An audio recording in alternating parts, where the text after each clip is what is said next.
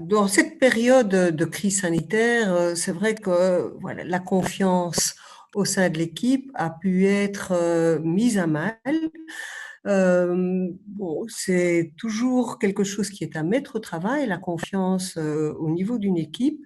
mais c'est vrai qu'elle est pour moi liée à la question de la circulation de l'information. Et que, comme on était un petit peu en panne à tout niveau hiérarchique, depuis le bénéficiaire, la personne sur le terrain, au ministre qui doit prendre des décisions, eh bien, il y a eu plusieurs moments un déficit de cette circulation d'informations qui a, je pense, insécurisé tout le monde. Alors, ça a quand même vite été compensé par des directives qui ont été données, par les applications que les directions ont essayé d'en faire, mais dans les moments de flottement, je pense que la tendance de pouvoir se dire: «Aïe, qu'est-ce qui se passe? On ne sait pas ce qu'on doit faire, je suis mal à l'aise, est-ce que je serai en sécurité dans le travail? Est-ce que le collègue ne va pas me refiler, ce méchant virus qui est la covid? Est-ce que j'oserais encore m'occuper du bénéficiaire parce que, je risque, soit moi de lui refiler le virus, soit de le recevoir?» Et donc il y a, je pense, effectivement un contexte de méfiance, qui a pu, être activé à certains moments, mais je trouve que ça n'a pas été à mon sens, de façon linéaire. Ça pouvait chaque fois être régulé quand il y avait, à un moment donné, une direction qui pouvait prendre des directives, après d'ailleurs souvent en avoir parlé avec les membres de l'équipe s'il s'agit de petites équipes, et où il y a eu cette possibilité de co-construire quelque chose ensemble et donc une bonne circulation des informations avec à un moment donné une directive qui pouvait être prise. Et dans ce cadre-là, moi, ce que j'ai vraiment entendu, tant de la part des travailleurs que de la part des directeurs, c'est qu'après les moments de vraiment grande tension, voire de méfiance, on pouvait retrouver de la confiance, c'est-à-dire qu'on pouvait aussi s'appuyer sur une donnée qui faisait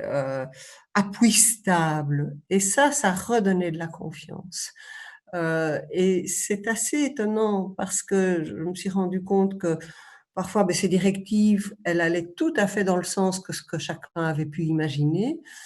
mais c'était plus facile, et ça j'ai eu pas mal de témoignages à cet égard, de pouvoir se dire: «Ah ben voilà, ma direction a pris telle décision, mon responsable d'équipe a pris telle décision et donc je retrouve un appui». Et c'est vrai que je dis souvent que la question de la confiance dans les équipes,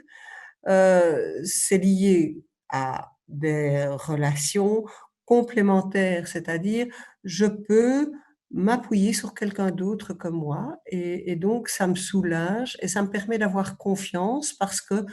y a quelqu'un qui, me sert de soutien d'une certaine façon. Et je donne toujours le parallélisme avec, le fait que cette relation de confiance, qui est primordiale dans toute relation, elle s'inscrit déjà, au moment de la phase orale du développement, dans le fonctionnement du bébé,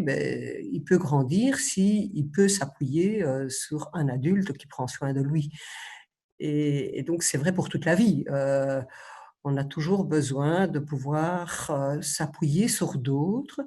et c'est pas pour autant qu'on se retrouve, dans une complémentarité rigide, où on n'a plus rien à penser, plus rien à dire. Non, c'est simplement parce que, ça fait soutien, je dirais. Et donc, oui, cette confiance pour moi, elle est vraiment tout le temps liée à circulation d'informations à un niveau horizontal, du haut vers le bas, du bas vers le haut quand il s'agit du niveau vertical et en plus de pouvoir s'appuyer sur une relation complémentaire, où on n'a pas tout à décider tout seul,